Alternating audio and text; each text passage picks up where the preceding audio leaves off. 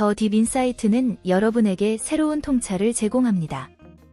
이번 영상에서 우리는 어떤 인사이트를 얻을까요?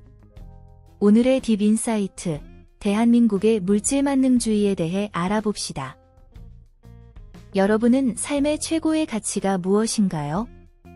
조선일보에 따르면 미국의 여론조사 기관 퓨리서치 센터는 2021년도 조사에서 미국, 영국, 프랑스, 독일, 일본 등을 포함한 17개국의 조사에서 당신의 삶에서 가장 가치 있는 것은 무엇이냐는 질문을 하였습니다. 응답은 주관식으로 받은 후 건강, 가족 등 19개의 카테고리로 분류한 결과 한국인의 응답은 물질적 행복을 삶의 1순위 가치로 뽑았습니다. 절대다수의 14개국에서 가족이 가장 중요한 가치라고 답한 것과 매우 대조적입니다.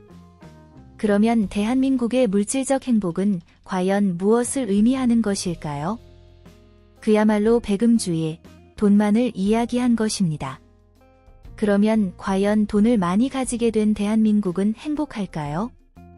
대한민국은 1990년에 비해 4배의 경제성장을 보였습니다.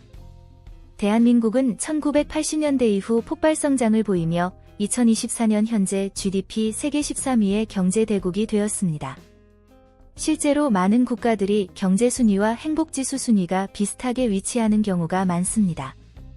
그러나 대한민국의 경우 행복지수는 143개국 중 52위를 기록합니다. 이는 눈에 띄게 극명한 차이를 보이고 있죠. 원인은 무엇일까요? 전문가들의 분석에 의하면 개개인의 개성에 대한 자유도가 낮은 것과 남들과 자신을 비교하는 심리가 발달한 것을 원인으로 지목합니다. 수직적이고 권위적이며 집단주의가 팽배하기 때문에 그렇죠. 이는 모든 생산과 소비 전반에서 규격화된 척도가 존재하는 원인이기도 합니다. 그 집단주의에서 유래한 척도의 예시를 들어보겠습니다. 대한민국 수능의 등급 제도를 아시나요? 수능의 등급은 스테나인 등급 분류를 이용하고 있습니다. 스테나인 등급 분류에서 1등급은 상위 4%, 2등급은 상위 7% 안쪽을 의미합니다. 그 아래로 9등급까지 존재하죠. 중앙값이자 평균값이며 최빈값이기도 한 5등급을 아시나요? 한마디로 가장 많은 사람들이 받고 가장 평균적인 등급이라는 것입니다. 우리의 기억과 생각 속 5등급을 생각해봅시다. 인터넷에서 5등급 받은 성적표를 올리면 전응하다는 말까지 나오죠. 그러나 2등급은 가장 많은 사람들이 받고 가장 평균적인 등급입니다. 만약 5등급 위의 등급은 다 칭찬한다고 쳐봅시다. 그렇다고 쳐도 5등급 아래의 사람들은 이미 절반이 넘게 존재합니다. 대한민국의 인구 5천만 중에서 2,500만이 전응하다는 소리를 듣는 것입니다.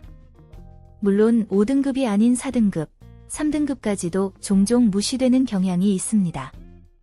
이 심각한 현실을 우리는 평균 올려치기라는 은어로 언급하곤 합니다.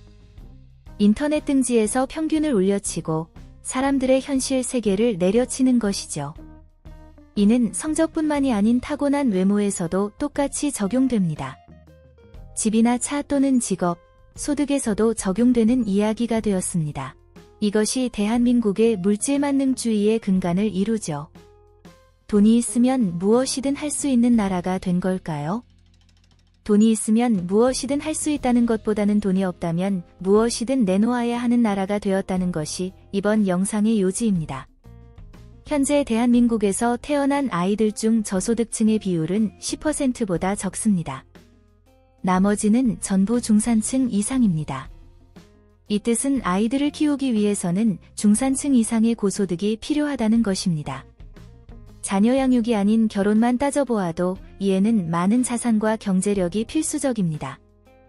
2023년 신혼 42%의 비중을 연봉 7천만 원 이상의 고소득자가 차지하였고 이상적인 남편과 아내의 자산 규모는 각각 3억 3천만 원, 2억 2천만 원으로 나타났습니다. 참고로 대한민국의 중위소득은 1인 가구 기준 230만 원으로 연봉으로는 2,760만 원입니다. 선호되는 배우자의 연봉은 7천만 원이지만 아직 결혼하지 않은 사람들의 평균 연봉은 3천만 원도 되지 않습니다. 왜 이상과 현실의 괴리는 2배가 넘게 차이나게 된 것일까요? 가장 큰 문제는 우리들의 생각입니다. 우리가 허구헌날 외쳐대는 정치인 탓이나 사회 탓은 그 뿌리가 모두 우리에게 있습니다. 그 누구의 탓도 할 수 없습니다. 이젠 개개인의 생각과 태도가 바뀌어야 할 때입니다. 인스타그램을 끄고 아름다운 가장 보통의 사람들을 바라보며 개개인의 개성과 능력을 존중하는 그런 시대를 꿈꿉니다. 다른 사람들을 존중하는 성숙한 시민의식과 가치관은 앞으로의 대한민국이 존치될 수 있는 유일한 밑거름입니다. 더 딥 인사이트였습니다. 구독으로 매번 새로운 인사이트를 받아볼 수 있습니다. 시청에 감사드립니다.